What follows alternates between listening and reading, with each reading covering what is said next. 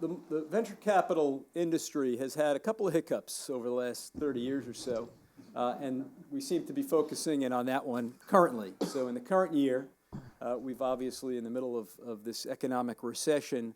I think it would be fair to say that economic investment by VCs have been muted. About $7 billion have been deployed in the current year, so that's way off track from what we've seen in the last couple of years, where on average it's been about $29, $30 billion last couple of years, so clearly not on pace to meet those numbers. We also see that it's down significantly from 1999 through 2001. But when you take a longer picture of what we've seen in venture capital investment, I think and ignore that 3-year bubble, I think you'd agree that you see a very healthy industry with very significant growth over a longer period of time. In fact, if you go back 20 years, you're looking at about $3 billion, actually 15 years, you'd see about $3 billion of investment. And so that's a tenfold increase over a 15-year period. That's a tremendous increase.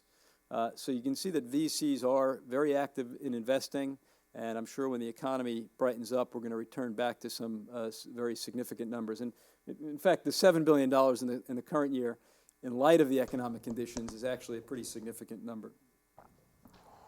In terms of where they're investing, Silicon Valley, which has this, I'll call it this community, this entrepreneurial community that's more developed than any other region because of the history that they've had, is attracting about 32% of venture investment.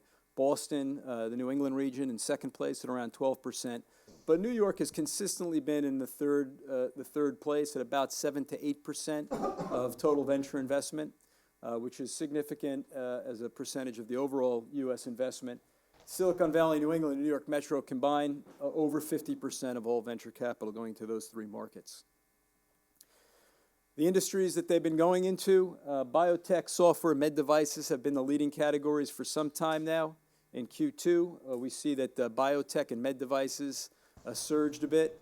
Software has remained in the upper teens. One category to note in terms of recent trending is this industrial energy. This really is being driven by the clean tech investment. And if you went back, unfortunately this only goes back about 6 quarters, but if you went back about 4 years, this category was a very insignificant category and has shown phenomenal growth over the last couple of years. A lot of that has come from solar and biofuel investment, which is very capital intensive.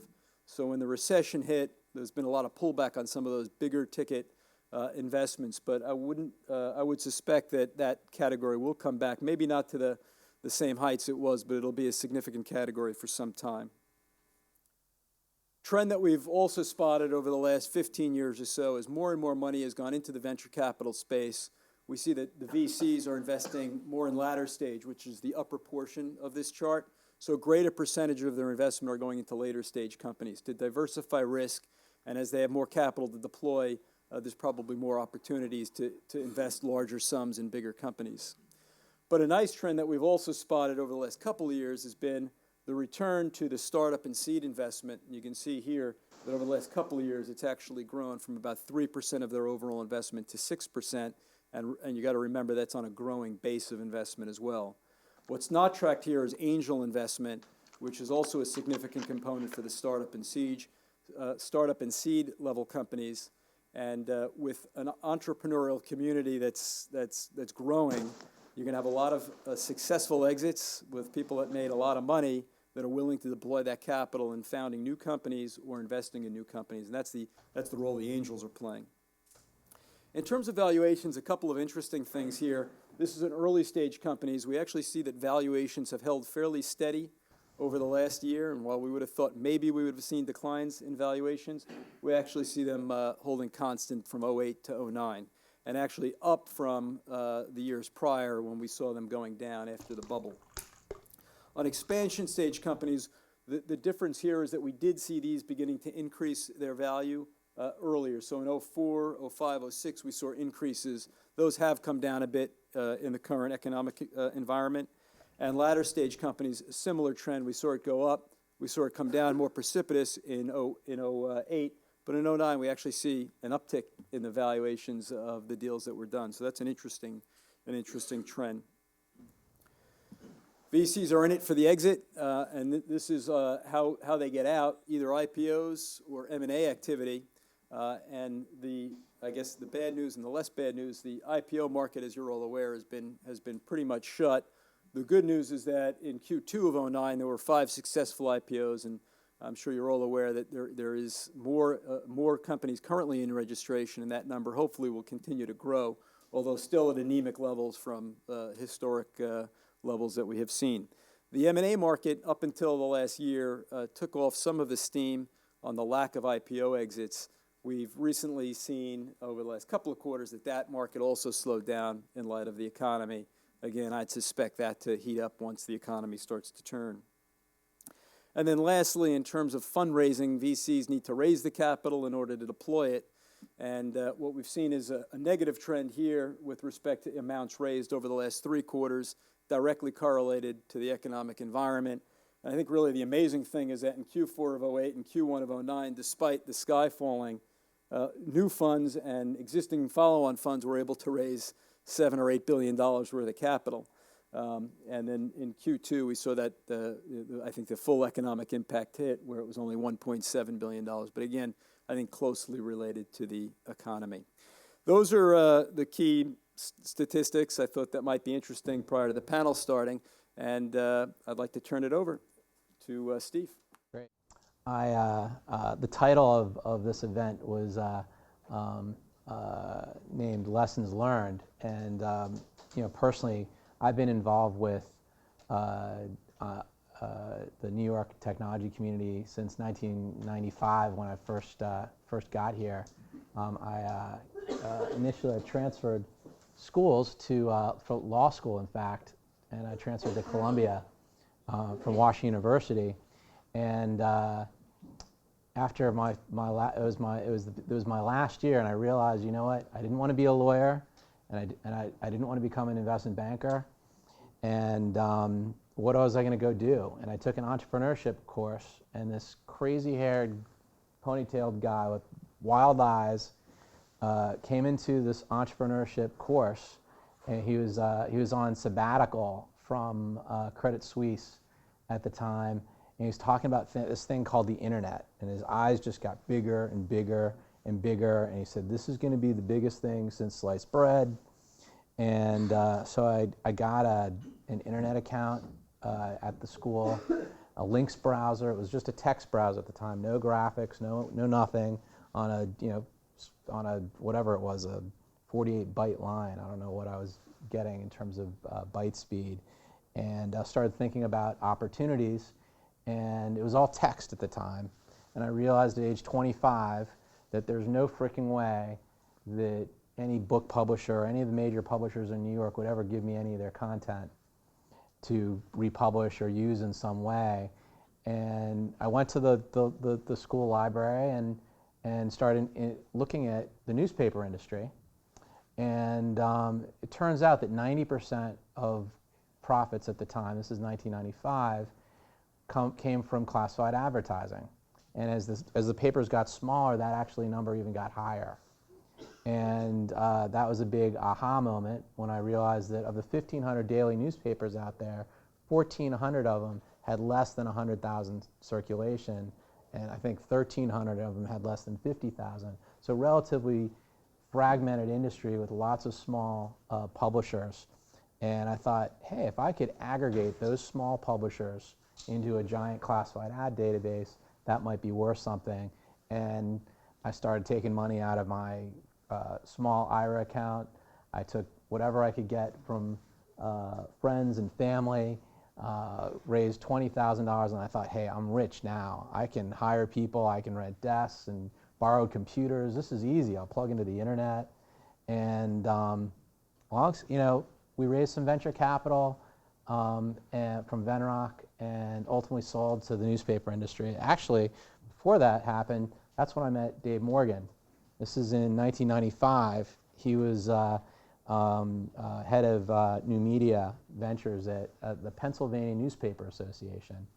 And while we were proselytizing this, ran into Dave, and we had a couple different conversations, and a little bit chilly, actually, because Dave was starting his company. A similar network, but different, actually, in retrospect. But it's funny how connected the entrepreneurial world is.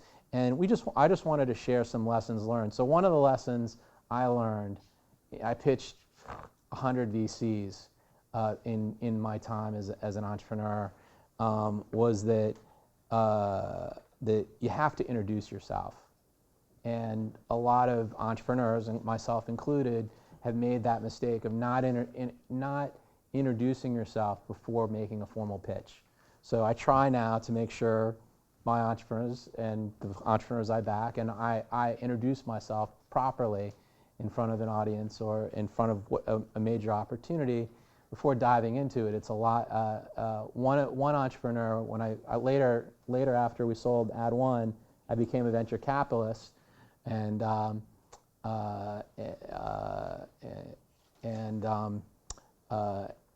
is in 1999, and an entrepreneur dressed up as an avocado and burst into my office, and I was very scared because I thought she reached into her basket, and I was like, okay, this is it, this is the end, and she handed me a business plan. I thought she was going to shoot me. So my point is, introduce yourself, so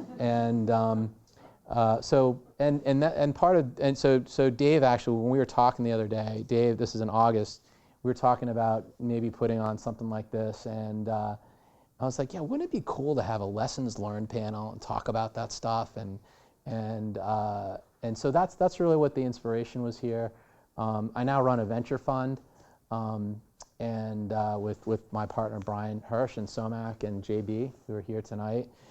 Very fortunate to be able to do what I love to do. We run about $100 million focused on tech-enabled services and information services, primarily in the region. And it's a lot of fun to be able to have the opportunity to do things like this and work with entrepreneurs.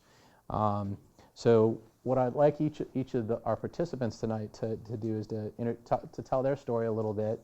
And we'll have some questions, some audience interaction.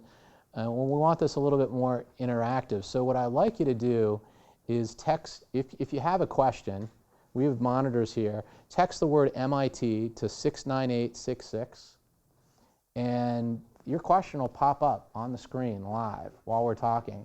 Now this is being taped, by the way, so try to, and it's not monitored, so we're not, this is, so try and behave. We know who you are, by the way. So, but we do want that interaction, and at the end we'll also take some live questions as well.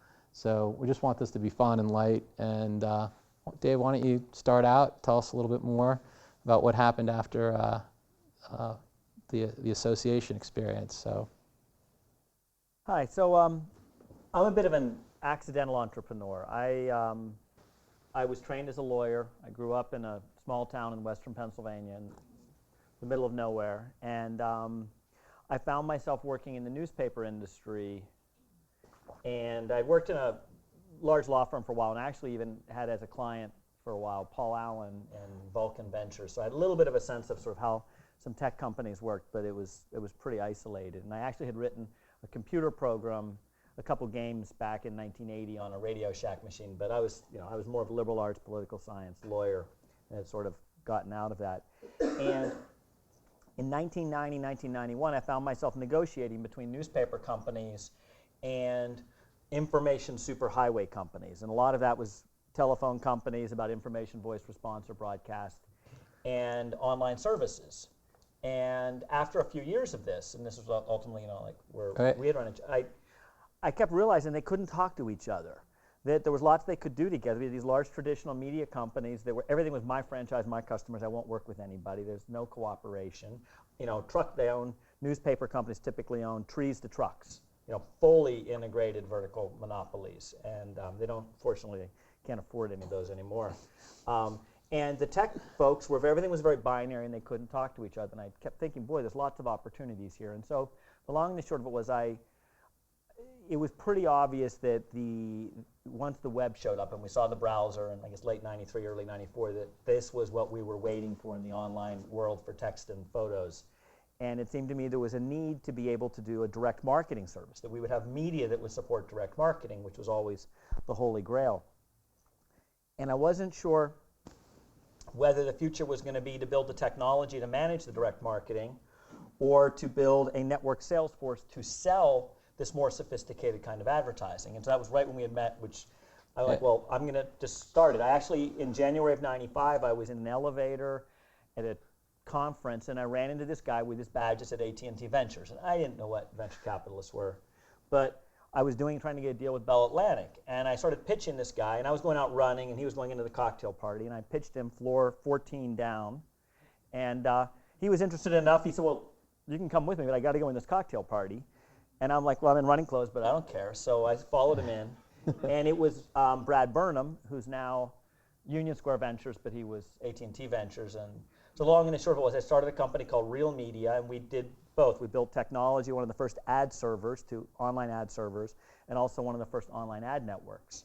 And I'd never run a business. I never even worked for a for-profit business. I was at a trade association before that. I was at a law firm. And it was a pretty interesting and crazy ride. I mean, we were strategically funded, not venture-backed, a large Swiss company called Publicitas, and the Newhouse family here in New York. And through all these years, I found myself, early 2000, we had 600 employees, offices in 18 countries, and Kevin O'Connor and Kevin Ryan offered me $834 million for the business in February of 2000.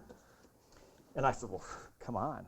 I mean, we couldn't go public because we had very private companies holding it, but we finally realized everyone was buying revenue from us in the market. And so I'm like, come on, Credit Suisse is our banker, Frank Quattrone's our banker. Like, we're coming, 834 is what's on our book. We're going to certainly trade above that.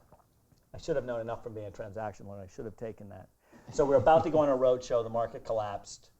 I spent that year ultimately squashing a company down to about 200 people, $35 million of profitable revenue, merged it with 24/7. I saw my personal stock go down to, I think, about 50,000 on the way out because I didn't want any handcuffs.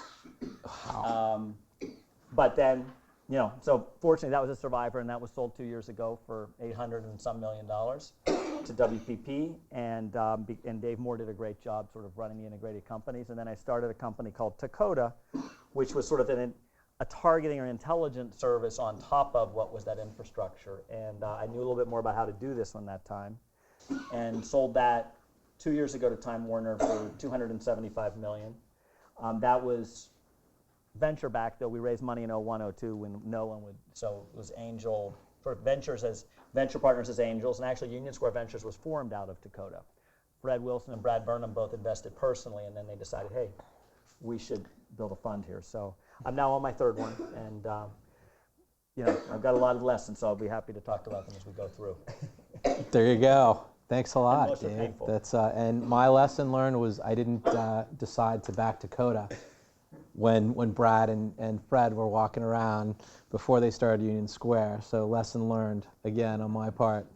But okay, so next, Jeff, do you want to tell us a little bit about yourself? And we met way back in the day, in '97. So when you were first starting your first company, and we were both still pretty young, and why don't you tell us a little bit more about your experience and how you got here? Sure. So always wanted to start businesses. Figured I'd go to school to study engineering, invent something, and then build a business around it, and learned that actually there was a lot more to just inventing something. So studied a lot of business in school, and then when I graduated, had a job offer from Microsoft, and thought, well, if I go there, I'm never going to want to leave, and I know I want to start a business. So I didn't take that. Became a management consultant, mainly in financial services. Lived out of a suitcase for 4 years, and in 1994, I was working with the NASDAQ as a consultant, and part of that project was to look at technologies that might impact the NASDAQ. So I went and looked at yahoo.edu, and there was 8,000 companies. I was like, wow, this is a lot of information out here. 2 days later, I came back, and there was 16,000. And I was like, okay, something big is happening, something growing very fast. and really dug into that came to the conclusion very quickly that I needed to start a company, and had a good friend from college who was actually deploying internet technologies at Salomon Brothers. We assembled a team, started in January 1995, and our first idea was we were gonna create like a directory for the internet, but since no one was actually on the internet back then, we were gonna print it and mail it out. And that idea lasted, I think, about a week, but we'd already started, and so we changed the business model a little bit. We figured, well, we'd written some software to automate creating catalogs on the internet out of databases. So I had a big directory of all the catalog companies in the country. I started at I guess the American Auto Association has a catalog of some sort. So I called them up, and on that first page, there was probably 40 companies, and 4 of them said, we want to do this. So like, wow, the book's this big, 500 pages, we're going to be rich beyond belief. And I swear I called for another week and couldn't get another person even to want to talk to us. So that market research didn't exactly pan out. But so we scrapped that and went into consulting, helping large companies deploy their internet strategy. And our competitive advantage was we owned Suits, and everyone else who was in the internet at that point, I think, was sort of in this multimedia interactive space. So we would talk about security and business processes and how it was going to affect their business. And after about 18 months of talking to anyone who would listen to us about how the internet mattered, all of a sudden our phone started ringing. So little by little, we just kept getting more clients. Worked with PepsiCo and Pfizer and AIG, and did the first $1 million inclusion deal with Lycos and Alta Vista, and just kept growing that business profitably, and had a couple offers over the course of 3.5 years to acquire it. We'd always pursue it, explore it, and then one day a company called Proxicom said, hey, we want to merge. We think together we're big enough to go public. They seemed like a good team. We merged. We then bought a third company. Eventually became a 1,200-person, $2 billion e-commerce consulting company. That was a lot of fun. 2000 was a great year. But when I had been a management consultant, I had found I'd spent a lot of time in front of the photocopy machine putting together these reports about what was for our clients. And back years before, it had this idea of, wouldn't it be great if you could press a button and your document would just get printed? It would just happen somewhere and show up wherever you needed it. And when I had the idea in 1992, it was actually a horrible idea because the digital printing wasn't quite there yet. And there was no internet, so we were going to use strings of modems, and very few people had modems. It would have been, and we didn't know what we were doing, so it would have been a disaster. But by 1998, you actually, as a 24-year-old, could go out and get the $30, $40 million you needed to build this business. So started working on that, building out the business plan, and actually talked to I'd never raised money before. Actually talked to Steve in late 1998 and showed him what we were doing, and he was one of the first people we talked to, and he said, yeah, okay, we'd be interested in investing. And it was on the types of terms that you would be normal, a couple $100,000, and I was thinking, there's a lot of people that want to invest right now. I'm not going to take this, and I think he had raised about $4 million for his fund at that point, and I'd raised zero, and I was really tempted, but didn't do it. And then about 90 days later, 180 days later, we had raised $5 million. So it that bridged into a $20 million angel venture round. So that turned out well, but I remember that meeting very much. $50 million valuation. Exactly. So that company was Mimeo.com, and we've been growing. We've been on the Inc. 500 a couple times. We launched in February of 2000. And I remember pretty specifically because about 2 days before we launched, the number one II banker said, well, we need to file your S1. We're going to raise $300 million as a bridge to the public offering. It's going to be fantastic. And I will tell you, we had built out an infrastructure that would have been appropriate for a $300 million bridge round. So we had about 180 people. and luckily very quickly realized that was a lot more people than we needed, given the drastically changing capital markets. So we pulled back and we went from 180 people down to 65 people, while at the same time hiring 15 people. So we actually had to switch around what some people were doing and change the team. So that was a pretty dramatic change. At the same time, the Mimeo software, which allows you to print from anywhere in the world, is integrated with a factory that we set up that is at Memphis, Tennessee, at the FedEx hub. So in order for this level of integration and quality and speed and economies of scale, you have to have a factory. In order to have a factory, day one, first day of the month, $250,000 gone. So this is a high burn business. Meanwhile, not a lot of opportunity to raise more money. So I think 2001, I met with anybody who had anything to do with venture capital, and pretty much no one was writing any checks. So it was a really depressing year. But we did manage to raise a little bit, keep it going, and today we're about 600 employees and chugging along nicely.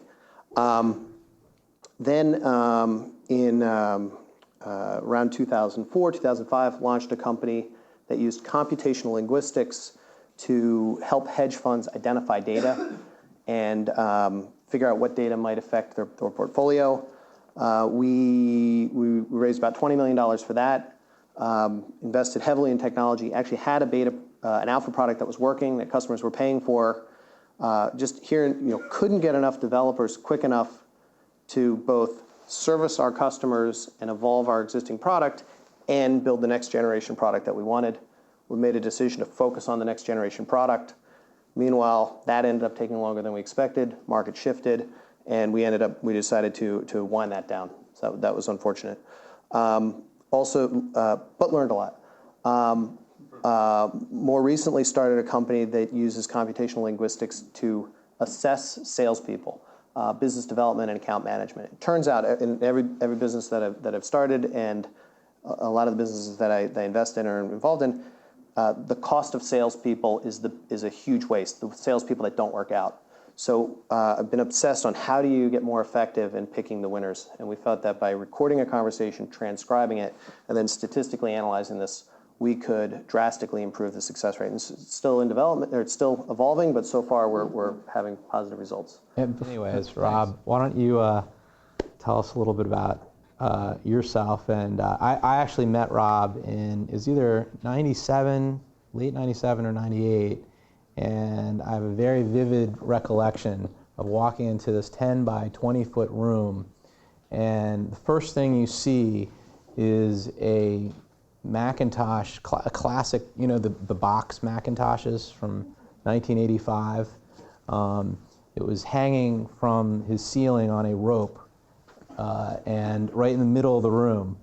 And I'll never forget that image, and out pops Rob introducing himself to there's like 6 people in the room, and all huddled over their desk, and it was pretty memorable event when we met, and Rob's actually one of the panelists where I was smart enough to get a chance to invest. But Rob, why don't you tell us how you got there and where you are now? Do you remember how we really met, though, or no? Do you remember how you? Okay, so Rob will tell you how we really met. Down to my last, and the LivePerson, the company I'm right now, we were self-funded for a couple of years, but we were down to like our last $5,000. So I sent out 50 business plans, and this is in late 98. And I'm calling all the venture guys, and yeah, great, love it, da da da. And Steve. This is the middle of the Russian credit crisis, right? 98. The world is coming to an end, much like most of last year.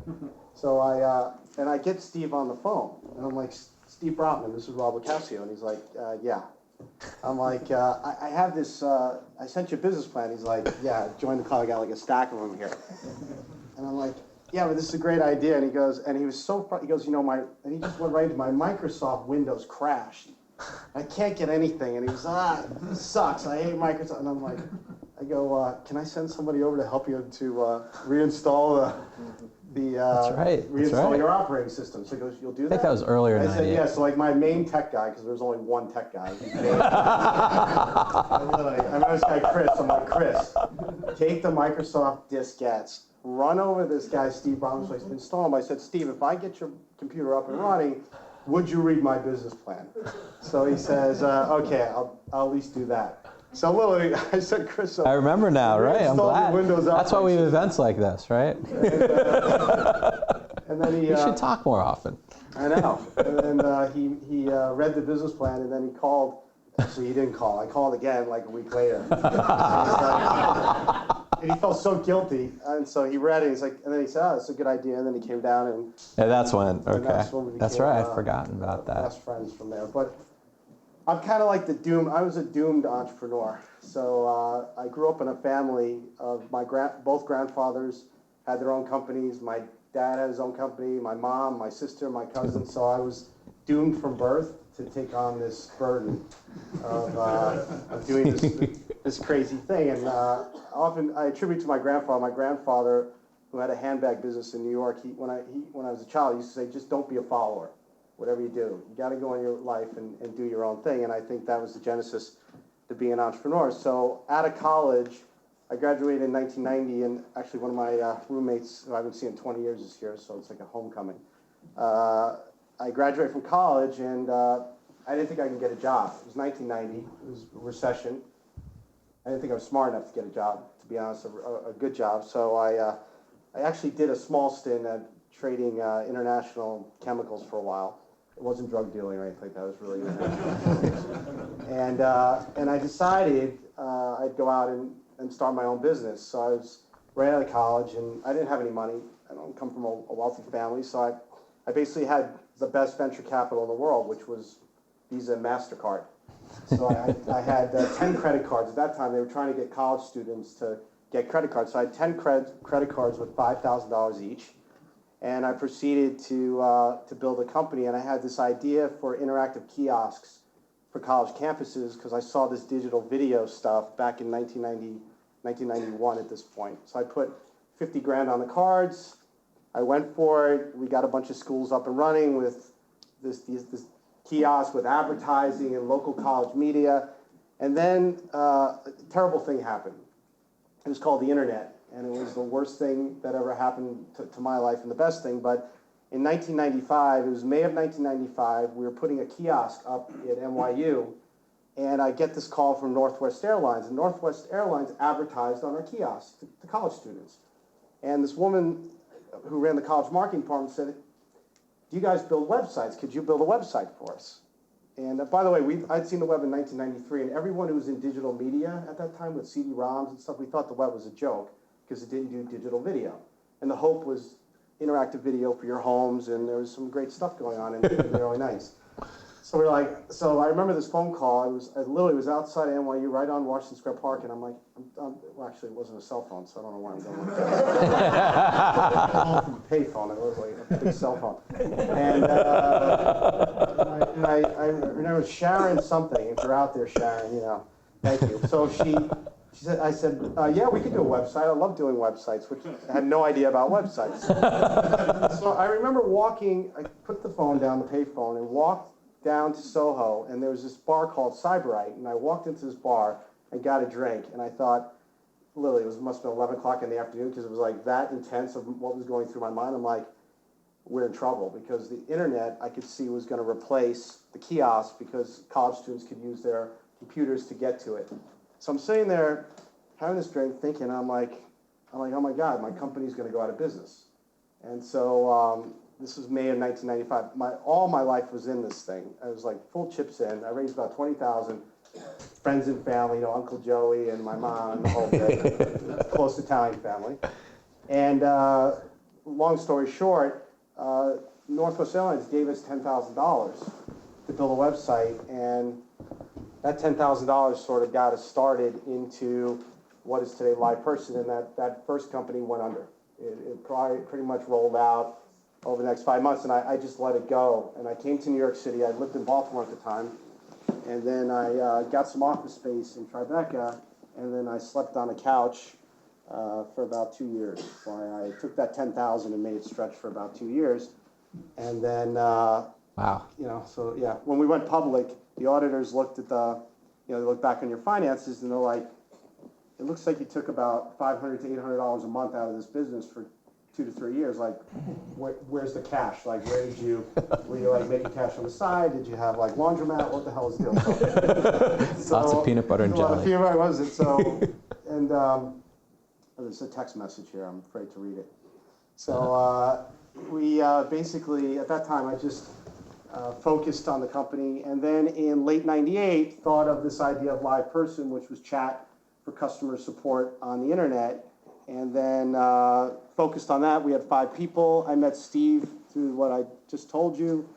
And then we went from about 5 people to 180 people between 1999 and then April 7th of 2000. We were the last IPO to go out. Us and Krispy Kreme Donuts went live. There were 20 of us pricing that day, that week, and only 10 of us actually got public.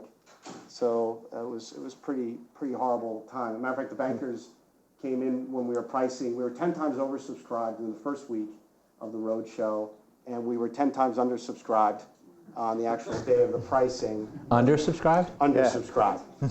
And they came in. I remember H&Q, Henrik and Quist and Thomas Weisel took us public, and the H&Q bankers came in and they said at 12 o'clock, they probably can't get you public. Thanks for being on the road for 3 weeks and spending $10 million with us, whatever.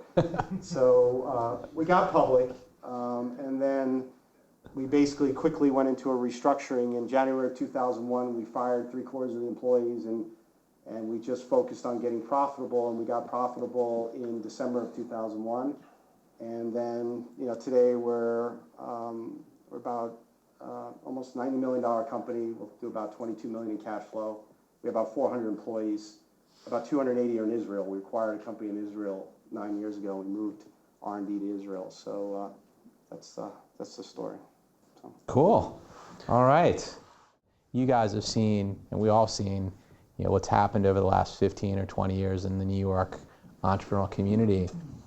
Would you say things have gotten harder or easier for an entrepreneur to start a business in this region? I would say dramatically easier. I mean, I have one, you know, a 95 start, an 01 start, and an 08 start. And, you know, in 95, I mean, you look at everything from real estate. You know, if you couldn't talk 10-year leases, you couldn't actually talk to anyone that was allowed to actually rent to you. So it was like hiding around in little subtenancies and trying to grab little bits of space. The telecommunications infrastructure, people couldn't help.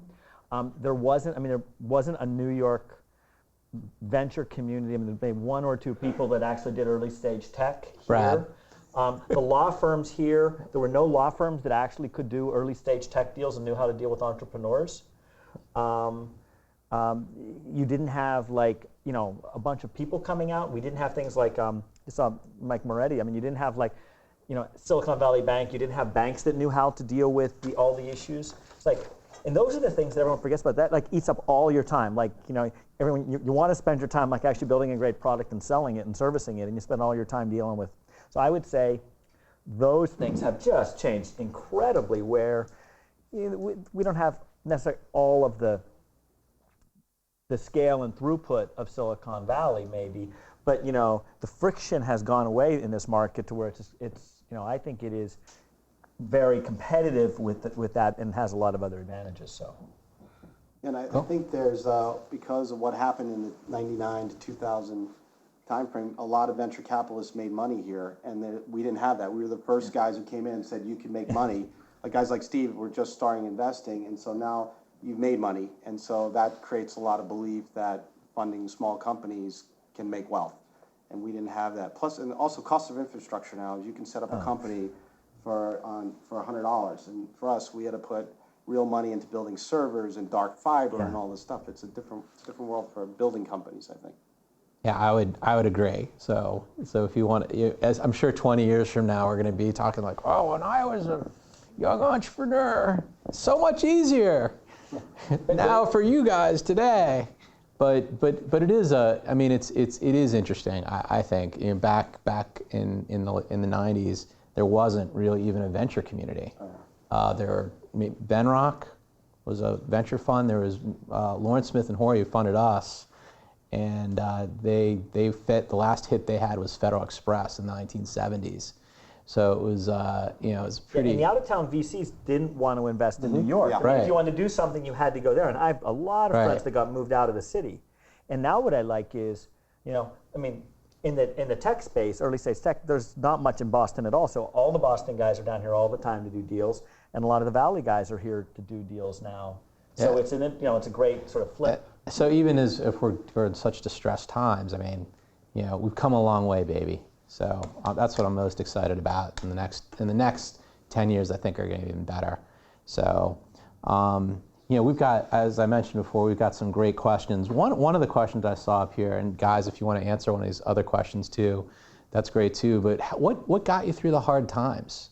Is there something that struck you that you're just like, wow, this is what really pulled me through when I was living on $2 a day? Or Dave, you know, you sounds like But, you're. I mean, just abject fear. You can't fail. I mean, I didn't. You know, I mean, I bootstrapped. I didn't raise any money in real media for a year and a half. I didn't take any salary. I had like sold everything I owned. You know, you just. And to me, it was like my whole ego. I mean, it was like my whole person was now this. And if it didn't work, you know, what was it? I couldn't have imagined like going back to a law firm with my tail between my legs. That like I needed to go get a job. I mean, I will say though, and I don't know if I'd be interested in your perspective. I mean, if anyone had told me when I started Real Media the pain I would endure through it, I absolutely never would have done it. And I mean, it's easier after the fact because you can say, "Oh, well, good." It's, you know, I mean, even though I didn't get a big economic hit at the end of it. I mean, I felt like I learned and grew and so much. And even the same thing when I started TACODA. If anyone had told me that it would be even that much more painful in the second one, I'd be like, but it, you know, and the benefit was there. And it's just, I mean, I think it's sort of like I used to be a swimmer, and you know, you're just like, you know, you just have to find peace in the pain, and you're just like you're super focused and you can't worry about anything that's happening at that moment, and you're just looking at some point that's way ahead of you, and you just don't think about those things, and it's just you put the blinders on and you become like, you know, just that's, yeah, you can't fail. You guys want to add to that, or? Yeah, the only thing I'd add is, you know, I think it's fun too. I mean, at the time you feel like you're not moving forward fast enough, and that everything always takes longer, and there's tons of friction. But you look, you know, 4 days later or 2 weeks later, and you're like, wow, we've created something incredible. And it's just, you know, I like to work late and get up early because it's a lot of fun. I think the hard part is, you know, doing it the second time where you're like, oh wow, that was harder. Like you forget that, you know, this stuff takes time, and when you start your second one, you're like, oh wait, I don't have an accounting department anymore.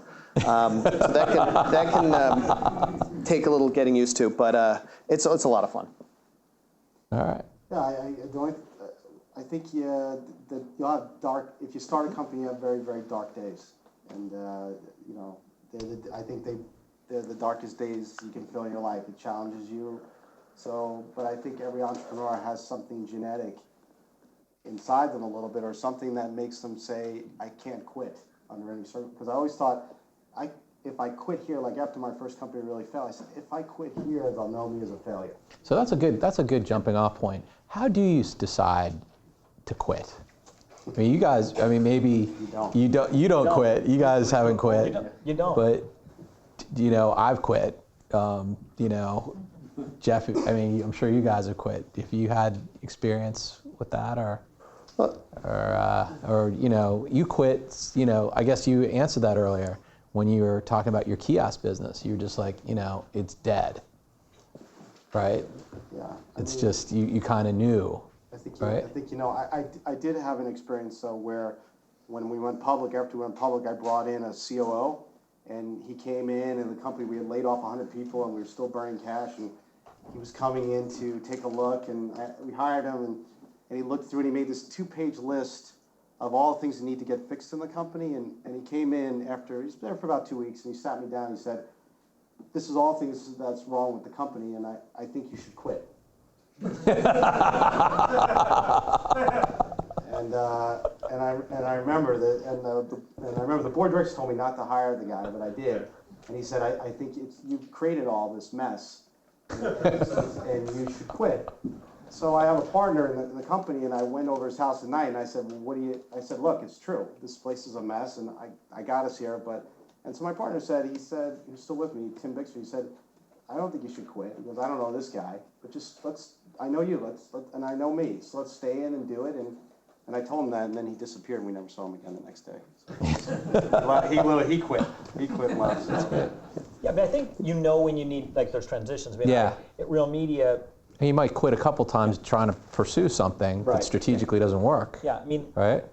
like, I had gotten a company, like, down to where it could pay its bills, but it was going to need to be part of something bigger if it was going to have any success.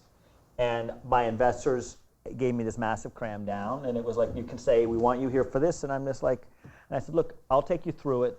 And I said, I'll do all the layoffs, and I'll stay through, talk to them all, because if I don't stay, if I just quit over this, like, it won't work. But it's like, so I, did the Did the right transition, thing. and then we did Right. the merger, but I knew I needed to start another one. It was a little harder for the third one, because I really had to do a lot of soul searching to say, why am I going to do this, and what do I hope to get out of it?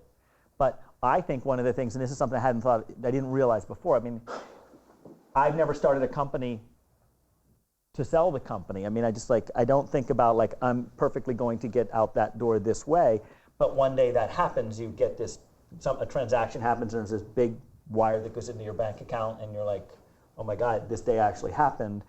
And now what do I do? And so at least now this one I can start and say, well, okay, now I have a little better sense of maybe what my longer lifestyle might be, or things like that. But Since I know you guys, I mean, it seems like, when faced with a should you quit, you answered, instead of with a quit, you zigged and zagged and said, let's try something else, right? Would that be fair to say? I mean, with TACODA, it wasn't a straight line from inception to, right? Or yeah, no, I think, I mean, you try to decide what it is that you are certain of and what you're not certain of, and I'm sure, like, you knew, like, you may have had this list of all these things that weren't right, but you're like, no, I know these 3 things we're doing are right, and you just really focus on, if you need to, how do you position those into the right place to be successful? Yeah, I think the key is to be constantly talking to customers, potential investors, people in the industry, and you can see that you're hitting your head against a wall and then move around it. And I think the way you can get yourself into trouble is if you're just not being prepared to zig and zag. Yeah, and I think the customers part, I mean, one of the biggest differences is if you're spending your time in the market, not the capital markets, but you're spending your time with the customers, you'll see where, they'll be telling you where you need to go. When you get that Northwest call, you realize enough, like, this is the one that's going to fundamentally changes what I need to do. right. So instead of quitting, shift. Yep. So there are a couple of questions up here about competition. What do you guys think about competition? One question said, what do you do when a big competitor that you've never heard of pops up? And do you obsess about them? Do you ignore them? What'd you do early on in your career, and has that vision matured? Or I saw Jeff Bezos did something. He made a video when the Zappos deal went down, and he actually addressed this question really well. And I could never do it justice like he did. But I mean, you can't. You are aware of them, but you cannot run a business on competition. You have to run a business with where you're going. You have to always understand what the alternatives are that your customers and partners have. But you use it as a motivating force sometimes with employees. But it's the last thing. I understand lots of people always want to ask you about it, and that's very frustrating. But yeah, I think the key to competition is before you incorporate, understand every single person who might touch your space, even though and who might enter. But then once you get going, and you start out, you're so small, you go after markets that are so big, things change. I don't think the competition is that important because by the time you get more clients, you're going to want to change a little bit anyway, and they may change what they're going to do. It's just big markets. It's not the competition that you have to worry about. It's no one believes in your entire space, or people just aren't buying it in general. For Bigger us, problem, no competitors. yeah, exactly. No competitors is a problem. You want other people convincing. A guy from UUNet, or a guy who sold his company to UUNet for $300 million. He was a plumber and he used to put in pipes. And he's like, hey, let's put fiber in here. And he went around trying to get people to try his fiber. And they're like, nah, we don't really use fiber. Do we need that? So he instead licensed it to a second company he started. And then he had the two companies fighting against each other. And then all of a sudden people could get a competitive bid, and he sold his company to UUNet. So I think you need some competition, and you shouldn't over obsess on it. Good. Okay. How do you guys think about marketing and marketing traction? How do you get that that spark going? I mean, I know that seems like some of the questions are related to how do you I don't know if that's clear, but how do you guys think about marketing? Well, not like we did in 1999 and 2000. Exactly. I mean, I did own more phone kiosks in this city outside of ad agencies. I mean, we were burning maybe $2 million a month on marketing for a little while. I think it starts with a great differentiated position and ability to communicate a value proposition. It's self-evident to a market and a team that sort of understands it and lives it. But I think today, we have a consumer business and we have a B2B business. But I think unlike in the past, the internet is your market. It's like you have a market space called the internet. It's the place that if you've got a product, you don't need to go offline. You have it there, and people find it through search. And so marketing's a lot different. We took out ads in all the major newspapers and spent millions. I would never do that. We tried some of that last year, like a couple $100,000. I would not do any offline marketing because people just don't read anymore. So if you can't get it online to get someone to show up at your website and buy your product, then you probably don't have something yet. So Yeah. I think it's very hard to build it if you're not first, if you're not really truly different, and if your customers aren't telling other people how great you are. So I think experiential brand building is I think the only thing that works. And it takes a long time, and it's through just having a great product. I don't think there's a magic bullet for it, silver bullet. How do you that's interesting. From a lot of there are a lot of books about how people are everything, and you need to hire the best people to be successful. How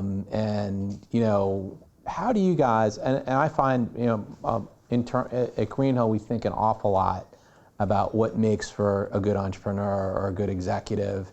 And there are, dozens of different ways to think about that. How do you guys think about that? Well,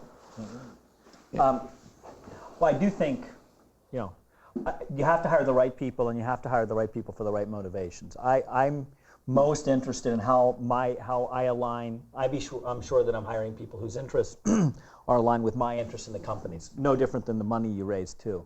And so they have to be comfortable. And if they're going to be in a startup, they have to be comfortable. I mean, if they haven't, and I'm getting tougher on these than I used to. I'm getting much more disciplined. I won't hire people that don't have startup experience or not relatively fresh out of school. Or not relatively fresh out of school. Or not relatively fresh out of school. Because if they haven't been through a startup, the biggest issue is I can't deal again with that 1 year of deer in the headlights that they get when they find out there's not somebody to take care of their machine, there's not an HR person to talk to, and they have to and then it can be great. And I've transitioned a couple hundred people out of being traditional media sellers to online sellers, and I've gotten about 40% through. But I have these rules. I hire slow, I fire fast. I want people that are good and be interested. I have to think about the linguistics. I mean, if they're not polite, if they're not nice. I mean, you win more business because actually someone wants to work with you.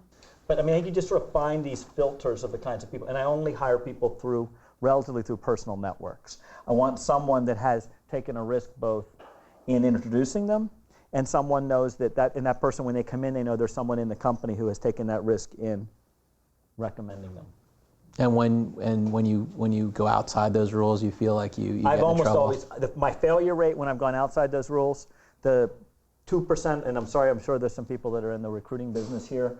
Whenever I mean, my failure rate off recruiters is extraordinary. The reason is they're loyal to the recruiter, not loyal to me, is really high. When I've really just tried, someone's got a great resume and I've tried to make them fit. I mean, the hardest parts of being in a startup are being in a startup, not necessarily, the discipline. And I look for people, I'm a really big believer in small liberal arts college graduates that have a technology interest. I find they're very adaptable. I want people that can write and communicate. If they can't write, I don't care where they are in the organization. They could be, so. Even your coders? Oh yeah, my coders are Yeah. something. I mean, we have marketing competitions around like product names and things, and without question, and this has been for 15 years, my coders have always won more of the product and service name competitions, and we're better marketers. And I think one of the reasons what you brought up is it's about product. Great marketing is product marketing, and they're very disciplined. So Interesting. Jeff, this is This is something I'm bad pitch. But yeah, something I'm very passionate about. So I agree with everything you said, except I like small liberal arts schools, but even more I like engineers, mathematicians, computer science. I like the hard sciences, and I found that group to be very adaptable. I think the first 25 to 50 people you hire. They just have to be really driven. They have to be able to learn. And I think specific skills or background or impressive resumes tend to be less important, because what you think they need to know is not what they're going to need to know. It's more about being able to learn quick and being willing to put forth the time and energy to learn it. I spend at least 30%, probably half my time thinking about how do we get great people into the company. Screening them, just figuring out better ways to attract them. It's really absolutely critical.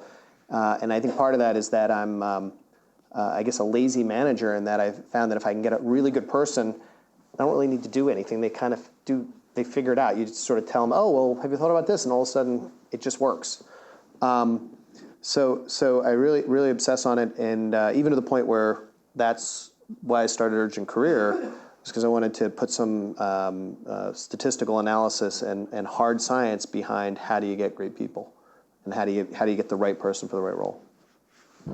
Going on that is also the right time. Sometimes you're two guys in a room and you want to get like a great vice president. Everybody always wants a great vice president of sales, and you want this like great person, but you can't attract people on that level. Like, you have people on that level want a lot. It's hard. So you got to kind of say, I can get a certain level person now, and I'll get the best, and I can't get. And if you find a guy like that who'll come in, you're either giving a lot of your company or they're not as good as they say. But as we've grown as a company, we've gotten better talent because we have more resources to spend on people. We have more money. And that's what makes us more competitive in the market, because we can spend more than our competitors on our people. Very good. So, entrepreneurs have varying degrees of paranoia about talking about their business.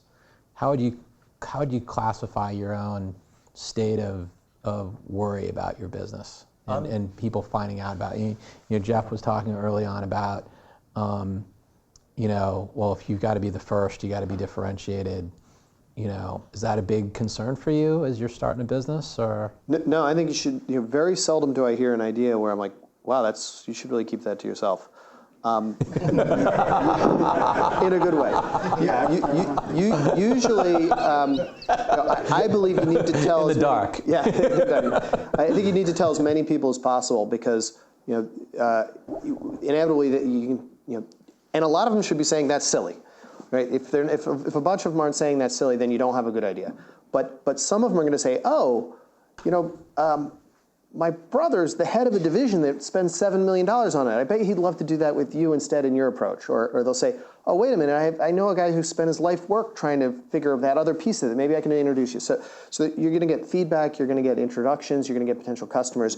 You just need to tell everyone who you think can contribute to the idea. And because it's a lot easier to make mistakes when you're sort of just talking about it than when you're actually moving people's lives around and spending money, and you want to flush it out as much as possible. Yeah, I think this is a trap, an entrepreneurial trap, and a small thinker entrepreneur's trap. Like I meet them and they're like, I need an NDA, and it's like no one really wants to do your business because like, and so I think this is a trap. It's an entrepreneur's brain's trap, and it's something to be very aware of. It's better to tell everybody and let everyone steal it, because if you got the idea, you'll figure it out. But no one ever steals any ideas that I've seen because they're just too hard to steal.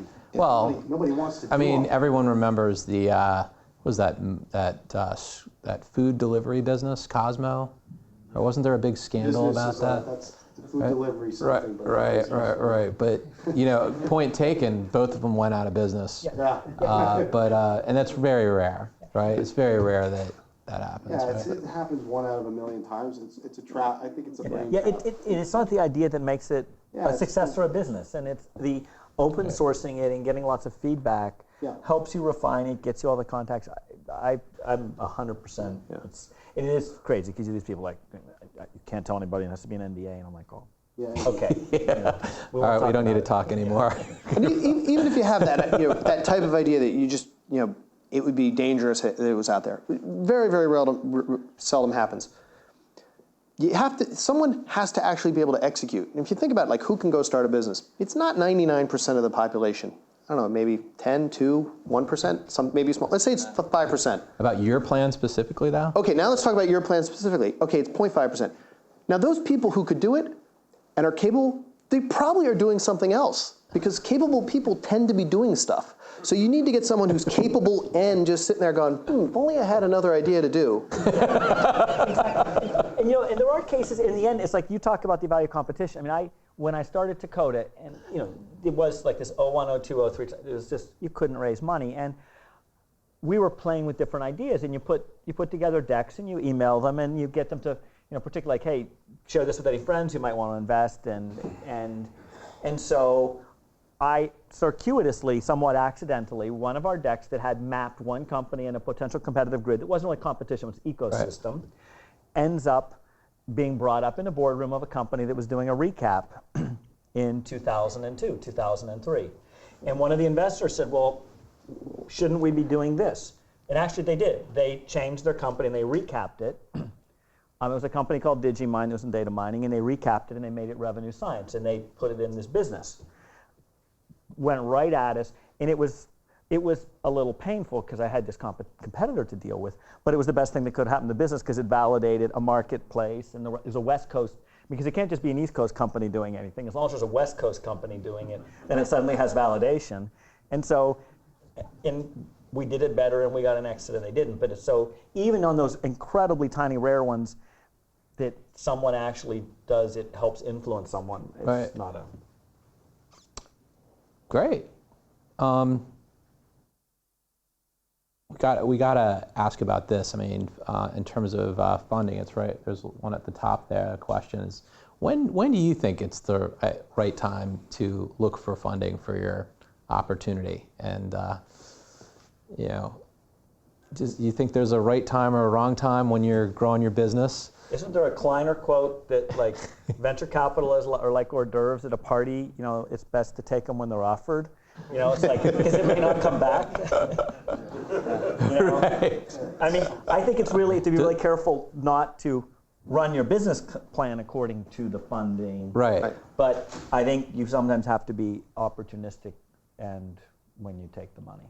I think if you can, sometimes I see entrepreneurs that are, they want to raise money when they've got a small business going. So there's two people, they see some validation, but if you go too early, I think you could lose the ability to really have more flexibility to create and wind the road. So I think you got to be on the right part of the road before you go out. If there's a natural tendency, I've written 100 business plans, probably like you guys, and you just want to get out there and raise money because it seems so easy, but nothing's for free in the world, it turns out. So VCs are nice guys, very. Angels are even nicer. Angels are even nicer, but it comes with a cost. And so I think you're better off getting your freedom as much as you can and then have power to go back on the VC and dictate terms if you can, but I've never seen that before. Yeah, and this is a hot topic, so I'll give two answers. And the one answer is never. You should plan that you're going to bootstrap it, that you're going to have customers that pay you, and that you're not going to have to go for funding, and that you're going to you can execute without actually having a funding event.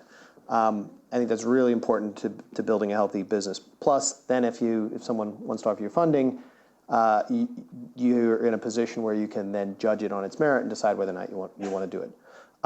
The other answer is always, because the feedback that you get from presenting it to investors is good. The introductions, the potential hires that come out of it. This is a lot of times it's free advice, yeah. Free critique, right? And the other thing is that if a time comes where it does make sense, or terms come along, you want to know that you've gotten good enough at pitching it that you're putting your best foot forward. And most important is you want to create a competitive environment so you can pit the potential investors against each other. So I would say always be exploring funding a little bit, and then also never feel like you have to. There's one thing I would add my first company had strategic investors.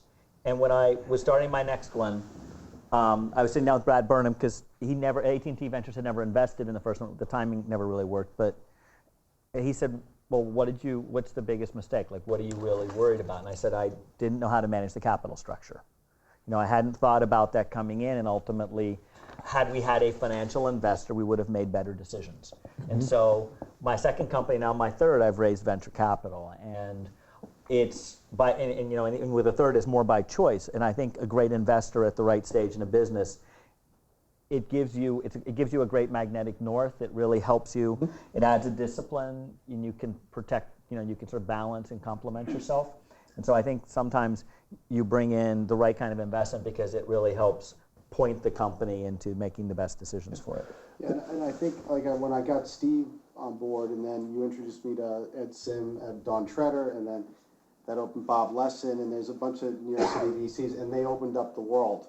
Like without the venture guys, then they took us out to customers, our first customers. So you truly look at the strategic nature of their network and what they can do to get you out there. Yeah, when we couldn't raise venture money, I had venture investors doing it personally, like Fred Wilson and Brad Burnham, who had big networks. And then we got Nancy Peretzman from Allen & Company, and it personally. And it just being able to make a call and say who do you think might be interested in buying this company? I don't have to go into the process of having a bankers can make a big difference. Yeah, and I think as an entrepreneur, you're time starved. Time is your most precious commodity, and I think having outside investors forces a level of discipline upon the entire team, where you're not just if you don't have outside investors, you can be like, oh, we're just totally focused on this deal, and wait a minute, we need to. How does this sound when we just bounce it off external parties, and it just forces you to think about it from an outside perspective, and gives you, I think, a broader view of your business by having it. It makes you feel guilty when you know you're doing something you shouldn't do. Yeah. Uh-oh. Exit strategy. How much time do you guys contemplate that as you're building your business? The VCs sometimes ask you that. How much time do you guys think about it? Well, I've been doing this. I'm on my 15th year, so I missed some exit strategy.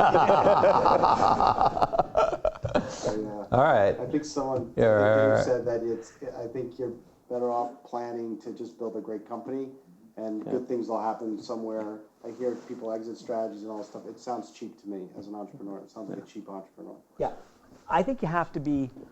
After Real Media, I realized at least there's some things I had to always take into consideration. I think there's a lot of things you can do to make yourself. In the end, if you take venture capital, there's only three ways out. Either the company's going to be shut down, you're going to have an IPO, or you're going to have a trade sale, and that's just where you're going to go. And so, knowing that, there's certain things you can do to be better prepared for it. And I'll give a plug, but it's an appropriate one. It's like having PwC come to, having an auditor that is going to that's going to look good and reduce friction when you do a deal. Absolutely. It makes a big difference. We had to get TACODA done in 9 days. And 65 lawyers on their side and 19 lawyers on our side, and anything that creates friction. The biggest friction point? We had grabbed a couple random domains. I used employees sometimes to go get domains so no one would see it. that we might use. And one of them we didn't have transfer. It was a domain we were never going to use. And they were going to hold up a $275 million transaction because we couldn't run down this woman so that she could go to register.com or something and have it transferred across just because it was on its schedule list. So I think you do the things you need to, but you just have to more have an awareness of what's the opportunity for exits and what are the implications of it and how it might look. But you don't build the business for it. So, anything else that if you this is unlike a lot of panels and chats like this that that folks have. Is there anything that that we missed that you thought that you'd really like to make sure that we hit? And I saw one on the emotional, how do you get through like the emotional side, so I don't know if you guys have personal things you do. I think we all, because Right. I'm sure everyone out there who's raising money, it's a pretty emotionally challenging thing sometimes, but I don't know. Go ahead. So yeah, I think it's a I'm asking good. the question like Oh, that. sort of like a you personal. have to- Oh, you're off to them, right? Good one. You got to get. You've got to get excited and find ways to balance. When I did Real Media, I was single, and it was my whole life, and it was like what I did 20 hours a day, and with TACODA, I was married and have 2 little girls, and now I knew why I was doing it, and I work out a lot. But you have to sort of find those kinds of things because the highs and lows just go up and down so much that you've got to find ways to deal with it. So family, exercise. Family, exercise, and just like you have to put it in balance. You just have to like always look and realize like, is this really changing the world here? Right. So Yeah. keeping distance. Yeah, and I also think as you interact with other people, your family or college friends, they're not going to understand that you just worked 3 months, put 3 years of your life into something, and worked 3 months on this one little thing, and it was just a huge undertaking for your company, and it's now worth 20% more than it was 2 days earlier, and they're excited because they're upset because they got a ding on their car. Right? It's just like there's like an emotional disconnect between the highs and lows and adrenaline of running a business that I think you have to understand. Not everyone's going to. So how do you cope with that? I think I enjoy it a lot, and I think also when. So like a roller coaster, you're like wee. Yeah. But for me, like when It's good. Yeah, things I think that's a big part of it. I think you gotta. Guess what? You're on a roller coaster. You better like roller coasters because that's what being an entrepreneur is about. Right? Exactly. And I have a bunch of entrepreneur friends, and I think what they have in common is a sort of pace of and a almost attention deficit disorder where they're like, oh, this is interesting. Oh, I got to do this too. So they like the juggling, and I know I like the juggling too. And I think for me, when things are really tough, and if you're running a business, there are going to be times where it just seems disastrous. My personal thing is like, okay, let me figure out what I can do about it. Let me take action. Or if there's nothing I can do, well, I got 50 other things that are also on fire right now. Let me go deal with those. So. Yeah, I think like the learning part. I mean, for me, like the business I'm doing now is in television, and I didn't know anything about the television industry, just like I didn't really know the ad industry before. So I love the fact that like going into LA and now you sit and listen to these people that take themselves so seriously and like, so for me, learning a whole new thing, and I'm like, wow, that's really how it works. The demystification, like every day, every single day, there is something that's gets demystified for me. It's like I've discovered something. So even if you're going down that roller coaster and you're realizing, oh, this is how it feels to be crammed down. Oh yeah, no, I remember. I mean, I knew what it was like, and they brought in, the 8 lawyers, right. And I'm in the one place, and they and they start pulling out every single statute about, Right. and don't even think of calling your general counsel because that's corporate counsel, and that's not going to be here, and and there's the Fair Trade Credit Practices Act, and you're going to be violating this, and it was just, and I'm like, now at least I can step back and look and say, boy, I won't say exactly what I was going to say because it's being filmed, but it was like, but now I can look back and like I understand the techniques. I know what they were. But you're engaged to do. you're engaged in the process and you're enjoying it. Yeah. And at least sort of taking a step back and keep in perspective. So. I think there's an element. I have a friend who just started a company out in Los Angeles, and I said, if you don't have faith in whatever that faith is, you can't be an entrepreneur because there's no reality in entrepreneurism. There's no. It's all fantasy? It's all fantasy in most of the things in your head. So you have to have faith that that in the lowest day, on the other side of the lowest day, can be a very high day. And the one thing, I guess, after you do it for years now, you've been doing it for over 10, 15, 20 years, you've had so many lows, and you just, some days I think, man, I'm at a super duper low. This is awesome. This is like so great. So low. Because I know the deeper the low, when you get through it, is the amazing high. So when you have those super dark days, you just know I think it's some challenge that's like, if you stick through it, you're gonna make it to something much bigger on the other side. It's that 99% of the people quit at the low, and the entrepreneur, the guy, this is that 1% that says, I'm gonna ride it out, I'm gonna focus, I'm not gonna panic, and I'm gonna be the guy or the woman on the other side, and that faith gets you to the other side of that bridge. So, and that high is, I mean, I still remember we had in like 1998 zero capacity to make payroll. Had already gotten Citibank a manager who was able to get it at a low enough level to basically give us 1 day before ADP was going to hit for payroll. There wasn't enough money there. We were negotiating a value-added reseller deal with Netscape, and we were having a pre-Christmas party, holiday party, and the only three of us knew. There's like 25 people that there won't be, there Friday, there's not going to be money, and then everyone's going to know, and you know, it's like, boom, it's over. And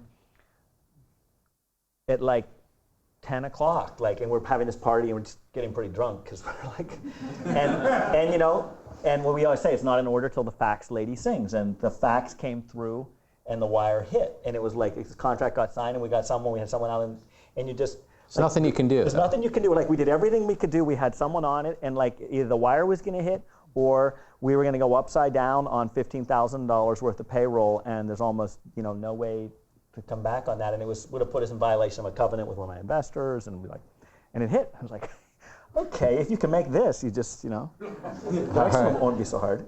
Wow, I think this is a great place to unfortunately pause here. You know, I'd love to take some more questions. I don't know how we are doing in terms of time for beverages, but we could go on for probably another hour here. I love talking about this stuff and hearing about it, and I really want to thank you guys for participating. You know, a bulk of the questions here were things that you guys chimed in. This is a great format, and I also want to thank our 3 entrepreneurs here. So let's give them a hand.